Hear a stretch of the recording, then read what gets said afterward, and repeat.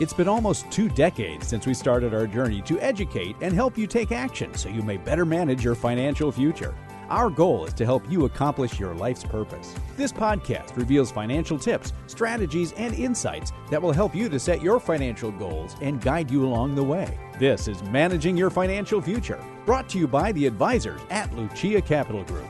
This is the podcast called Managing Your Financial Future. Johnny Dean, welcome once again. A weekly podcast. We talk about finances. We talk about managing your future. We talk about, in fact, today we're going to get into things like risk management. This seems to be on a lot of people's minds. I'm your podcast host, Johnny Dean, not an advisor, but certainly here with an advisor, Professor Rick Plum. Good morning, good afternoon, good evening.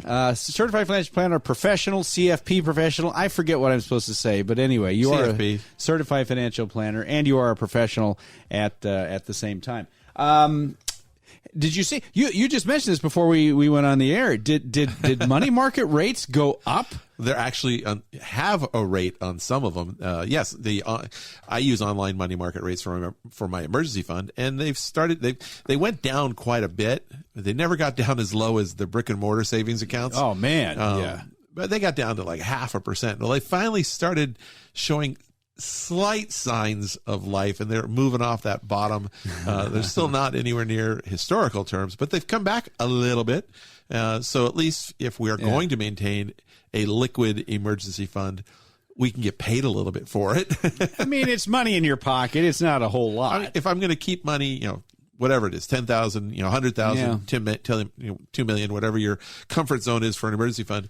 If you're going to keep it in cash, why would you do it at 0.001% or 0.005% when you can get something better somewhere else for the same type of liquidity? Well, of course, and the same FDIC coverage. Well, right, and cash is cash. I mean, there's a reason you have it, and it's available in case of some type of an emergency, which I don't know what it is yet. Right, and even when cash was paying a whole lot more 20, 25, 30 years ago, it was less than what other things were paying that had risk to it. Right, so it's all relative in this sense, and you have cash for a reason. In fact, this is a kind of a good segue into what we're going to be talking about here.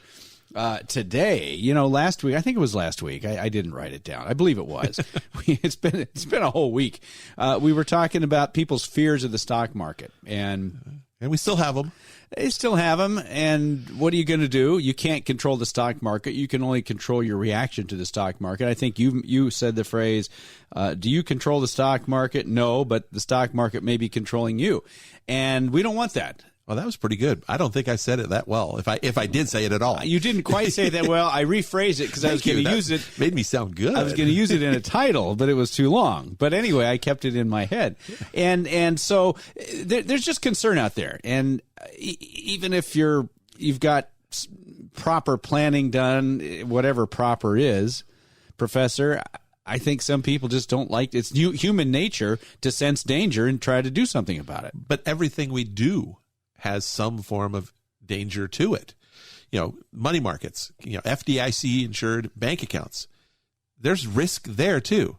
Not risk of losing $1, but risk of not earning anything and not keeping up with inflation. Risk of missing out. Well, there's a risk of missing out on the return that could happen in other areas. Yeah. So in every situation, you have a give and take. You can use bank accounts, and you can have no risk to the principal, but also get no return. So you're giving up return to get that guarantee of safety. On the other side, you can go stock market or other types of investments that have the potential for pretty good returns, but also have the potential, as we've seen recently, of losing some money. And what is your motivating factor for what you're trying to accomplish with that dollar that you're currently talking about, or those $10,000 or whatever the number is? What is it that we're trying to accomplish? There is a risk-return relationship. There's a give up. You're either giving up return potential or you're giving up safety. What is happening in what you're trying to accomplish? Everything we do has some kind of risk to it. Walking outside the front door. Lieutenant Drebin said it. He said, you take a chance getting up in the morning, crossing the street, or sticking your face in a fan. All right. And we choose to do things that help what we want to achieve, but we try to manage that risk somehow. We manage part of that risk by not sticking our face in a fan, although some people have done that in the past, maybe. Well, and crossing the street, I tend to think that we oftentimes look both ways. We try to look both ways, but still, some people cars come out of nowhere. And getting up in the morning, even for that matter. And getting up in the morning, sometimes you just say, "To heck with it, I'm going to stay in bed another hour." I was on a bike ride a couple months ago, and I, just riding along the local street where I'm at, going down a hill, and a deer jumped out in front of me. Okay, I missed it by 20 feet, but I was doing 30 miles an hour. It scared the living heck out of me. There were no cars. There were no people out. I had a clean, I had no risk in my mind the second before that happened. Yes, and all of a sudden there was a risk that I had not anticipated. And I've seen what deer can do to an automobile. car. I can't imagine what it's going to do to somebody on a bike. I would have lost. The car loses, bike loses too. I was 20, 30 feet away, but it's still. Well, but even so. It was he jumped in 20, 30 feet in front of me while I was going pretty good clip. Well, and I think people sometimes tend to think, okay, well, I've got all this risk in the stock, but a lot of potential return. Yes. And or I've got no risk of volatility on the other side with cash or whatever, but I have virtually no. In fact, I have no potential for return. I think people tend to look at them as I can be in one camp or I can be in the other camp. Well, the idea is you can be in both camps. You don't have to be 100% one way or 100% the other way. You can plan your life out. It's just like, when I ride my bike, I look for potential hazards. Okay, one popped up the other day I hadn't thought of, but now every once in a while I think about that hazard. But you're always looking for what are the potential hazards? What am I trying to accomplish? I still want to do my bike ride. I just maybe ride towards a little more of the middle of the street rather than the side of the street. Well, no, so you always do something. What am I trying to accomplish? Yes. Some of the money, you're not 100% now. Okay, if you're 22 years old and you have a 401k, you're probably 100% growth oriented. But you have other money too, and you may be trying to build up an emergency fund so that if the car breaks down or something happens, those are two different goals. The money you have in your 401k is long-term money for that 22 or 32-year-old. The money that you have for an emergency fund is not long-term money. It may not be ever needed, but it's not long-term money because the odds of an emergency happening when the market's down is probably pretty high for, Murphy's Law type things. So if I put money aside for an emergency fund, I want $1 to be $1. So why am I investing this money? Why am I doing something with this money? Let's talk about this. And this is really the topic. It has to do with risk management. When it gets right down to it, Professor Plum, risk management, financial planning is all about everything in financial planning is risk management. The risk of paying too much in taxes, the risk of dying too soon, the risk of getting hurt and not being able to, and basically, killing the goose with the golden egg, who is our ability to earn a living while we're working. The risk of losing money. The risk of living too long. The risk of living too long. Everything we're talking about in financial planning is to try and efficiently manage the risks that we face, either in the market, the workplace, the things that we just can't control, death. We have to control those areas. We can't necessarily control death, but we can control the outcome from a financial standpoint. We can try to mitigate some of that risk to those around us. So we're either trying to mitigate the risk to us by managing our portfolios in a way that is as efficient as possible, or we're trying to mitigate the risk to those that are around us for the loss of us if we die. You have, I think most people understand that if they've got people they want to protect, they know that risk exists, that if something happened to them, their family, they needed to protect their family. So I think people think, okay, life insurance. That's a good, oftentimes that can be. That's a risk management tool. That is a risk management tool. And people don't think too much about it.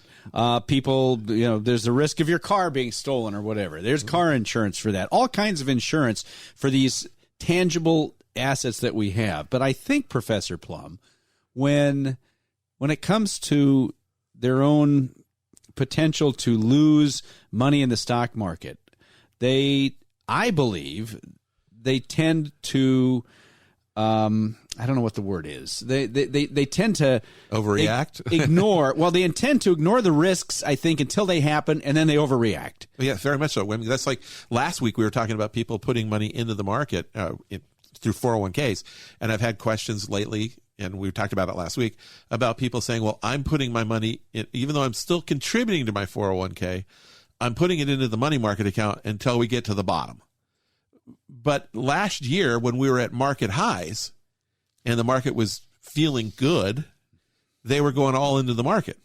So in that statement, they're basically saying, I like to invest when it's higher and I feel good, rather than when it's lower, which would be a better time to invest, but it doesn't feel very good. Yeah. See, the feelings overrode the real issue of how do you make money in the stock market? Well, and you cannot control. Obviously, you can't control what the market. No, we are not in control of the movement of the market. You're not in control. All you can do is react to what's happened, or not react to what's happened. And I know we spent the last couple of podcasts talking about things like this, about how you can't be afraid. Buy when it's cheap and all that stuff. Human nature tends to take us the exact opposite direction. When you're talking about financial planning, and you're talking about planning for risk and things like that, the buckets is one way that we use, one tool. When it comes to looking into the future and saying, I need to create a predictable cash flow from my portfolio, the buckets helps with that. Now, is it going to help in any possible circumstance out there? There's probably some outlier out there where nothing is going to work. And when you need too much, when you need more money than you have. But when you're trying to create that predictable cash flow, having it from a buckets, a time segmented approach, it's not necessarily going to give you the greatest rate of return every single time. In fact, it's not going to do that, because it's not designed to do that, because we're going back to managing the risk. If you wanted the best potential rate of return every time, you're never going to get it every time. You got to take risks to get that best return. We're trying to create that predictable, stable cash flow. But you can use that to back into, well, how should I be investing? If I don't need that cash flow for 15 years, 10 years, I can be more aggressive, and I can take the emotion out of it and rationally invest for the long term. But I have to know when I need that money. So we go back into that risk management mode. If I need it in a year, the money I need in a year, 2, 3, 4, 5 years, I have to invest differently than the money I'm going to need 8, 10, 15, 20 years from now. Okay, then let's address those risks. What risks specifically can you say that does a bucket strategy help to mitigate? Well, it doesn't mitigate the market risk, but it reduces the exposure to your portfolio to the market risk. How so? It only allows you to invest, or it tells you how much to invest in assets that you can afford to take the risk and try to get that potential much better rate of return. You've identified the use of the money. The money I need to spend in the not too distant future, I am not using for the stock market. The risk there is I don't make a lot of return. But I also know that if I put $1 in the bank a year from now, $1 is $1, and maybe $1.01 with interest. Well, that's quite a bit of interest for $1. Well, the risk, the short-term risk is that you put this money somewhere, you go to get it because you need it and it's gone. And it's down. It's down. You don't have enough 75% of what it was before, 80% of what it was before. So at that short-term money, the risk that we're trying to get away from is losing money. In the long term, we're less worried about losing money short-term wise, but we're worried about missing out on the overall return. And so we want to, invest appropriately for the money, for the time horizon that we're dealing with. So if I have $1 million, let's just say, a lot of money, I have $1 million. Seems like I'm very wealthy, and I'm ready to retire. I'm not going to want to put that entire $1 million in the volatile stock market and just say, well, the stock market earns 7%. Well, that was in a book years ago in the 70s or 80s, and that got debunked pretty quick. Well, yeah. The market average is 10%, so I can take out 6% and have 4% left over to grow for inflation. I'll be fine forever. It doesn't work that way. Now, I had the potential, if I left all of my money, this $1 million in the stock market, and I happened to hit a really nice run, and that $1 million could grow substantially, potentially, but you're trying to mitigate risk here. So how does a bucket strategy take that $1 million and let's mitigate the risk here? The first question is, how much do you need to distribute from the portfolio? Let's say $50,000 a year. Let's just call 5%. Make it a little over 4,000 a month, 41.67 a month. So we're going to take that. So we want to put, $50,000, very easy math. Let's just go through and say, I want 6 years worth of bucket number one. Let's take $300,000. So you're taking 6 years. 6 times 50,000 is $300,000. Talk about easy math here. I mean, you could get away and say, you know what, I'm going to earn a little bit, so let's I understand. You put $300,000 over into bucket number one. Now, bucket number one is invested for that first 6 years. You can use a laddered bond portfolio. Cash for the first year, a 1-year bond, 2, 3, 4, 5, 6 year bonds, all maturing at the end of the first. At the end of the year when your cash is going down, and you could probably earn in today's world 2%, give or take. Well, it's better 2%. than banks, but you're basically laddering out that structure there. So, but what you've done is given me the next 6 years, no matter what the stock market does. In this example, the first 6 years, I've got the income. You know what's there. Those bonds. I mean, assuming you didn't pick junk bonds or things that are going to go out of business. Maybe use treasuries or something. Whatever. So you only get 0.5% then. But you know that the 50,000 is going to be there, assuming it doesn't default. So you use insured bonds, whatever you want to take. So, and the big issue, the big debate with buckets is how many years do we use bucket number one? How many years do we use? 5 years, 6 years, 7 years? I've had people who are very conservative say, I want my bucket number one to be 10 years. I've had people that are more aggressive say, I only want 5 years. So that I chose 6 in this particular example. Plus, it's easy math. Yeah. All right. So now we've so we've siphoned off 300 off of my $1 million. I've now got 700,000 ostensibly sitting in stocks, and I have because we've only got 5-6 years worth of cash flow. Stock market has been down for more than 5-6 years, so a couple of times. We haven't finished the strategy. We haven't finished the buckets. I've bought 6 years of time. So I know what I'm doing with that 300,000. I've identified the purpose for that 300,000. Done. Now what do I do with the other 700,000? Well, when 6 years goes by, I'm going to have to refill my bucket number one because bucket one is empty. I will have spent it. Yep. So I want something that has a high probability of giving me a little bit better rate of return than what I was getting on the bucket number one assets. Now, the key here is it doesn't have to be perfectly liquid. I don't need it for 6 years or more. Or not all. I only need some of it starting 6 years. It doesn't have to be perfectly safe, because if I put in X amount of dollars and it drops 3 or 4 or 5%, even if it drops 10% the first year, I've got 5 more years for it to recover. And so we're looking at assets that have potential for better rate of return than cash and safe assets, but not the pure risk of the stock market, because there have been 5-6 year periods of time where the stock market has not produced positive results, where you put in $100,000 and 5 years later, 6 years later, you still don't have $100,000. Now, there are not many of those periods of time. There are actually a couple 10-year periods of time where you started at X and you haven't gotten back to X with that 10-year period of time. Because the stock market didn't cooperate. Because it didn't cooperate. The most recent one was 2000 to 2009 through 2009. 100,000 in the stock market, pure, as judged by the pure market, it was just barely getting back, if not back, just that including dividends. Including dividends. Yeah. Without dividends, it took a little longer. Yeah. But that's just the index. But so we want to have something that we know is going to give us a little bit better return, so we don't take the pure risk of the market. That's where you're going to use more like balanced portfolios. You're going to use some of these structured capital products. You're going to use, depending upon your risk tolerance, other things. And it's just a matter of I'm laddering out the aggressiveness, the risk.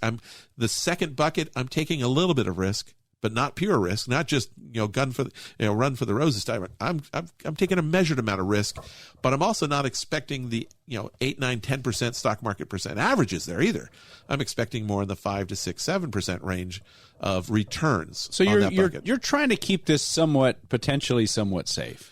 Yeah, a little bit. Obviously, I'm not rolling the so dice. How much are we putting in now? We're going to use easy math, and we're going to say I want another 6 years. Well, that means 6 years from now, I either need $300,000 6 years from now, because that's going to replace bucket number one, but that doesn't account for any type of inflation or anything. So we need to, normally you would deal with some math and say, okay, how much do I need? How much, Yeah. But let's just say we're going to put another $300,000 there. And it's going to grow at 3 or 4 or 5%, 4 or 5, 6%. And that will help me counteract the inflation, because then I'll just turn it into a new bucket number one, but it'll be $360,000, $380,000. Whatever it is. Whatever That's the number is. not a guarantee. We're just kind of giving illustrative doing the math numbers. off the top of my head. So we've chopped off we've taken the $700,000 that we had left, and we've chopped off another $300,000 out of that. And now I've got money for bucket number one, the cash flow I need for the first 6 years. I've got money to turn into a new bucket number one 6 years from now, cash flow, inflation adjusted cash flow, for another 6 years. So we got the first 12 years, next 12 years. And now I've got, of your original, I've got $400,000 left. Well, $400,000 of my original $1 million, where's that going to go? Now that means I have at least a 12-year time horizon for that money. That can be, for the more aggressive, be a pure stock market. Go for a stock play. Whether you want to do all domestic, this is where we get into debates about how to manage a stock portfolio. Do you use just index funds? Do you use ETFs? Do you use a global diversified approach? Do you use, a domestic only approach? We can get into those types of debates as we go. But if we were to use just a domestic S&P clone, typically, not every time, because I just mentioned it before, but typically the stock market just averages 8 to 9%, maybe a little more at times. Over time. So if I put that $400,000 into the stock market, it's going to be back to about $1 million if it averages about 8%. That's not bad. So I've replaced. So your $400,000 that's in there after 12 years, right, could potentially be back worth $1 million. Right. And that's, and what happens if the market crashes the day after you start this? Because Murphy's Law just reared its ugly head. You put in your $400,000 and the market goes down by 25%. You've only got $300,000 in there. Well, do you need that money right away? No, you got 11 years before you need that money. You have identified that I don't have to sell right now. I've got 11 years at that point to recover. You can turn your back on it, I guess, if you want. And the first couple of years, you want to turn your back on it. This is a perfect way to describe what may have happened to somebody in 2022. Who at the end of 2021 saw the S&P at an all-time high, and they retired. And if they had set this up, they had $1 million. Let's just use this for the math again. And if they had set it up the way you just described in early January, or had it set in early January, they have the next 6 years of income. They have the 6 years after that in a second bucket. That $400,000 they had working for them could be down to $300,000. I don't know, depending on how it's invested. But Professor Plum, they shouldn't care that the stock market. Yeah, it's they down. should have expected it. Yeah, because that's what the market does. Now, we know that once we put that money into the market, it's either going to go up or it's going to go down. It's not going to stay stagnant. So we know it's going to go up or we know it's going to go down. The question is, before it does that, what is your reaction going to be? We know that things happen. So if the market goes up, other than just cheering and yay, yay, yay, is there something we should be doing about it? Well, if we think it's going to go up at 8 or 9% and it goes up at 8 or 9%, hey, we're on track. We don't do anything. We just leave it alone. Leave it alone for right now, especially in year 1, 2, 3 of a 12, 13, 14-year time horizon. Yeah. On the other hand, if the market goes up 20%, 30%, and we've seen those returns in the last couple of years, do we do nothing? Well, the higher that return gets, the more likely you should be paring some of that return back and refilling bucket number one. So if my $400,000, just because we had the goes up to $400,000, $500,000, goes up 25%. in a year, let's say. And you expected it to be around 440. So you've got 60,000 more than you thought you would have. It might be time to take 50 of that and replace what you spent out of bucket number one. So in other words, sell off and that reset portion. your time horizons. So this bought me maybe another year. It bought you another year of income. Yeah. Now, so the higher that return is, if it goes up 50%, which I've actually never seen, but don't expect that. No, well, you shouldn't expect 20 either. No. But you're monitoring where you're happening, and you're setting your decision making up today when you're not emotional about the market. You're saying, well, here's where the market is. Here's where my parameters are. On the other side, if the market's down, well, you're expecting it to be down. At some point in the next 10 years, the market's going to be down. And at some point, it's going to be down fairly significantly. We know that's going to happen. So the question is, what do we do about it? How do we manage that risk that we can't control? How do we manage our reaction to that risk that the market goes up and down that we can't control? Well, depending on how far down it goes, that might be a time to buy. If you have the cash. Well, if I'm 1 year into a 6-year bucket number one, I've got some money that I could maybe play with from year 6. That 50,000 that I don't need until year 6. Are you talking about taking some money potentially from bucket one and dumping it into bucket 3? Who knows? That one doesn't happen all that often, but if the market goes down far enough, it becomes more viable to do that. I mean, if the market's down 50%, that's a time to be, hitting your home equity line. I don't know. Don't take that as a recommendation, but it's time to look for, check the cushions in the couch and find some money to invest when the market's down. But big. Everybody's scared. The market's will be down 50%. What are they going to do? Turn on the news if the markets were down 50%. And I don't know that I've seen that, but if they were, all you're going to hear is, it's going to go down another 30%. This is the end of times. Yeah, but so another 30% after that, that's only a 15% further decline from your original. But yeah, the odds are that it's going to recover. Now, the reality is, if it doesn't recover, we got bigger problems. True, but it's so far in all the hundreds, and I haven't seen a 50% decline either. Although we came close to one. Was it 2008? Was it 2000? Yeah, the bottom of 2009 was 40 something. Yeah. It seemed like the end of times. What a great time to be an investor. And that doesn't necessarily mean you have to put new money in, but it sure means don't take the good money out. No. And for people who don't want to do that, they could, I suppose, just leave it alone. Well, that's the whole idea. Instead of selling off, I'm talking about buying in. People, who was it that said when the markets are, when people are fearful, Buffett, I'm greedy, and when people are greedy, I'm fearful, or something of that nature. It was blood on the streets. Yeah. I don't know. Warren Buffett can't give credit to probably said something like that. Yeah, but it's all about managing your reaction to the risk that you can't control. How do we go about doing that? Taxes are an issue we have to manage. All these things are all about managing our reactions, our ability to trade or lessen the risk. How do we lessen the risk of the stock market? We use diversification. But it doesn't take it all away. It just reduces the overall volatility. But we still have volatility. I mean, even a balanced portfolio, if you go back to 2008 to 2009 time horizon, the average balanced portfolio, I think, dropped about 25%.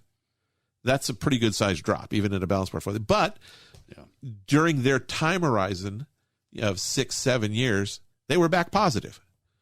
The market took a little longer than that, but not much. But it also dropped a little bit further. So it's all a matter of managing your expectations, managing your reactions, and about things that we just can't control. Now, by taking money off of, back to my $1 million that I had, we chopped off 300 for the first 6 years. We chopped off another 300 for the next 6 years. Correct. Only leaving 400,000. Now, for people who would criticize that and say, well, what if the market, what if the next 6-7 years of markets are spectacular? Imagine what you could have had. Right. Imagine what you could have had. What if you just left your $1 million in? And Professor, the answer is you would have a lot more in that bucket in that scenario than you would with buckets. But as you said, the point of buckets is not to hit the home run. It is to manage risk. And what if it didn't go up? Right. What if the next 3, 4, 5 years are not good years in the market, and you're still taking $50,000 a year out of that portfolio? You've got $1 million. The market drops. You take 50 out. Now you got 950, and the market drops by 20%. Now you're down to 750. You take another 58% out, or 50,000 out. You're down to 700,000. Start of the second year through the second year, and we have a back-to-back year like we did in 2000, 2001, and it's down another 20%. Now I'm down to 500. Now I'm taking about 10% a year out.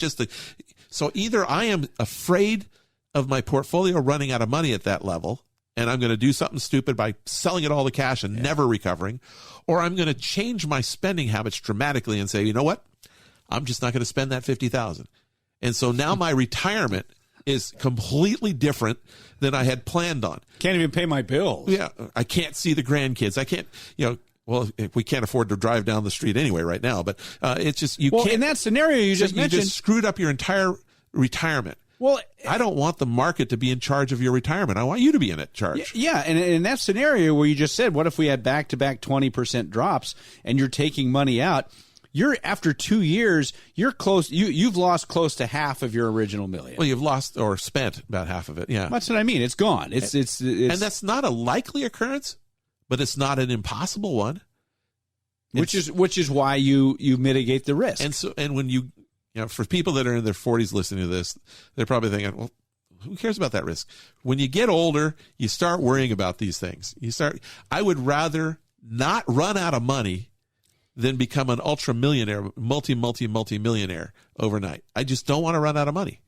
And so the downside risk is so much more important than the upside benefit.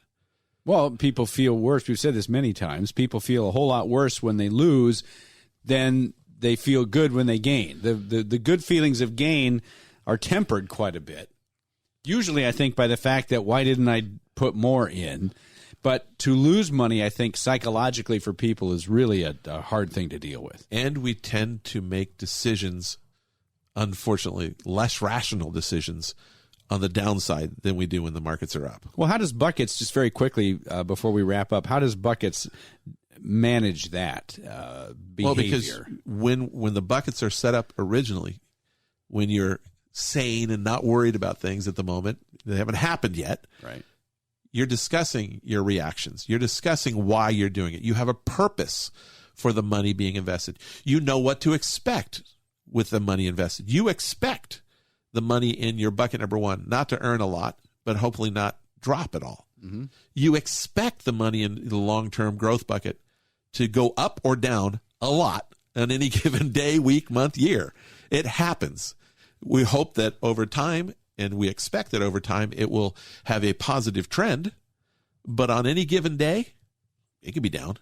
It could be down quite a bit. Well, we've seen multi-% drops back to back.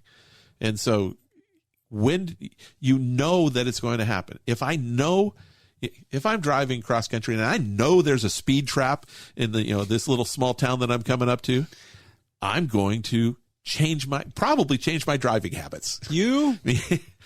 Maybe. No, because I don't want that ticket. Well, no, you don't want that ticket. Well, if you're going to drive through the Rockies in December and January, you're going to have to be prepared. There's probably going to be ice on the road somewhere. When I'm driving through the desert in the summer, I usually have a case of water in my car somewhere. You might need it. You might not. I hope I don't. But it's there. And that's why, again, why we do buckets. Because you don't know what's going to happen. It may be an unlikely, but if it happens to you, you want a way around it. Is the criticism, we don't hear much criticism anymore of buckets, but when we first started doing the buckets in the early 90s, the criticism was you're too conservative, you're crazy, the markets conservatively do 20% a year.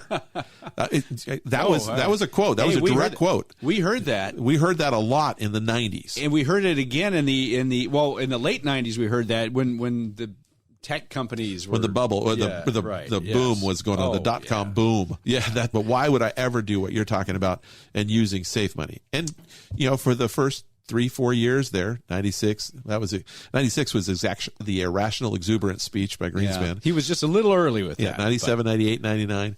And then 2000 came around. And the so-called safe money dropped quite a bit. And the people that were, well, first off, we never heard from the people that called us too conservative before.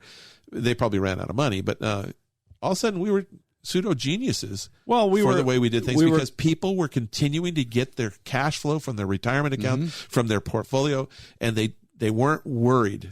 Well, and I think where it really, people forgot a couple years later when the housing bubble hit and everybody was making money again. But I think when the 2008 market drop hit and the Lehman Brothers and all that other stuff happened, that's when I think people really began to take notice, because there are still shockwaves, I think, throughout much of the investing world, at least the older folks, that remember all that. So buckets, I think, tends to... Well, it resonates nicely with them because it helps to manage the risks. Exactly. That I remember speaking with somebody, one of the other advisors was working with them, and he was wake up in the morning, watch the market trends, watch all the financial shows while he was getting ready. And he came in, he retired about a year or two later. He came in for review and he goes, I still kind of get up and watch those, but I don't have the same reaction to them that I used to. He goes, I used to really, I would react. Sure, you get a gut feeling when it's bad. And it wouldn't feel good. And when it was up, it was fine, but it would feel really bad when it was down. He goes, now, it's going to be down, but I still get my check. What do I care? Well, and that's the whole point. So if you want to talk more about this, buckets, Professor Plum, I hesitate to call it a specialty of yours, but I could, I suppose. Well, everybody at the firm, we deal with buckets. Well, the whole point, risk management. And if you want to learn more about this, many of you are bucketized. Others are kind of saying, this sounds interesting. Give the folks at Lucia Capital Group a call, 800-644-1150. 800-644-1150. You can talk to them on the phone. You can email them. You can get in touch with Professor Plum, any of the Lucia Capital Group advisors, who all work, by the way, under the guidance, the watchful eye of Professor Rick Plum, and a whole team of people behind them working on different ways to develop your buckets. Lucia Capital Group, 800-644-1150, or go online, luciacap.com, luciacap.com. You can find all kinds of things on the website, as I tell you every single week. You can find more videos on this stuff if you want to do a search of buckets. Find your answers there. You can email us, ask your questions. If you've got concerns that you're going to retire and it's going to be soon, and you're afraid that the market may not cooperate, this is a great time to talk about buckets. Again, 800-644-1150, the number at Lucia Capital Group. Professor Plum, thank you so much. We'll talk again next week. Yes, sir. And I was told next week's show is at 100 episodes. Wow, we got to do something special. I don't know what it's going to be, and it probably will be nothing. We'll have cake for us. Okay, cake. That's right. For cake for the hosts. We appreciate you. Thanks so much for listening. Oh, you can subscribe to us on Spotify. Go there, Spotify, find us there, and listen to all of our podcasts. Get it downloaded directly to your device. For Professor Rick Plum, certified financial planner, professional, I'm your podcast host, Johnny Dean. Thanks so much for tuning in. We will, of course, talk to you again next week. The information provided should not be considered specific tax, legal, or investment advice, and is not specific to any individual's personal circumstances. Each taxpayer should seek independent advice from a tax professional based on his or her individual circumstances. Different types of investments and/or investment strategies involve varying levels of risk, and there can be no assurance that any specific investment or investment strategy will be profitable for a client's or prospective client's portfolio. Thus, investments may result in a loss of principal. Accordingly, no client or prospective client should assume that the information presented serves as the receipt of or a substitute for personalized advice from LCG or from any other investment professional. You should always seek counsel of the appropriate advisor prior to making any investment decision. All investments are subject to risk, including the loss of principal. This material is gathered from sources believed to be reliable. However, its accuracy cannot be guaranteed. Examples cited are hypothetical, are for illustrative purposes only, are not guaranteed, and subject to potential federal and state law amendments. There is no guarantee that you will achieve the results discussed or illustrated. Insurance services offered through LPL Financial or its licensed affiliates. California Insurance License number 0518721. It is important to keep in mind that investments in fixed income products are subject to liquidity or market risk, interest rate risk, bonds ordinarily decline in price when interest rates rise and rise in price when interest rates fall, financial or credit risk, inflation or purchasing power risk, and special tax liabilities. Interest may be subject to the alternative minimum tax. Treasury securities are backed by the full faith and credit of the U.S. government but are subject to inflation risk. Information on investment products is for informational purposes only and does not constitute an investment recommendation or a solicitation to buy or sell the investment products described herein. Any investments or strategies referenced herein do not take into account the investment objectives, financial situation, or particular needs of any specific person. Product suitability must be independently determined for each individual investor. ETFs are subject to market fluctuation and the risks of their underlying investments. ETFs are subject to management fees and other expenses. Unlike mutual funds, ETF shares are bought and sold at market price, which may be higher or lower than their NAV and are not individually redeemed from the fund. Before investing, carefully consider an exchange-traded funds or mutual funds investment objectives, risks, charges, and expenses. To obtain a prospectus or summary prospectus, which contains this and other information, call your financial advisor. Read the prospectus carefully before investing. The S&P 500 Index is an unmanaged index and includes a representative sample of large-cap U.S. companies in leading industries. An investment may not be made directly in an index. Diversification strategies do not ensure a profit and cannot protect against losses in a declining market. NASDAQ Composite Index is an unmanaged index and measures all NASDAQ domestic and international-based common stocks listed on the NASDAQ. An investment may not be made directly in an index. Rick Plum is a registered representative with and securities and advisory services offered through LPL Financial, a registered investment advisor and member FINRA SIPC. The investment professionals are affiliated with LPL Financial and are conducting business using the name Lucia Capital Group, a separate entity from LPL Financial.